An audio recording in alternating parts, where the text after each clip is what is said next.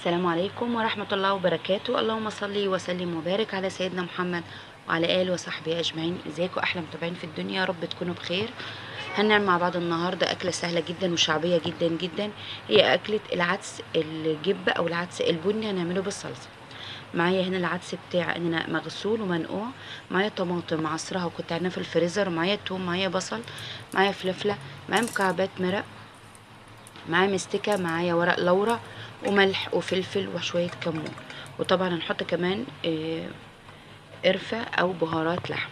اول حاجة هنا انا معايا في الحلة بتاعتي جبت معايا معلقة سمنة ونزلت عليها على طول بالبصلة بتاعتي اللي انا مقطعاها تقطيع صغير. من الاكلات الشعبية جدا المحببة جدا في الشتاء طبعا، زي شوربة العدس الاصفر.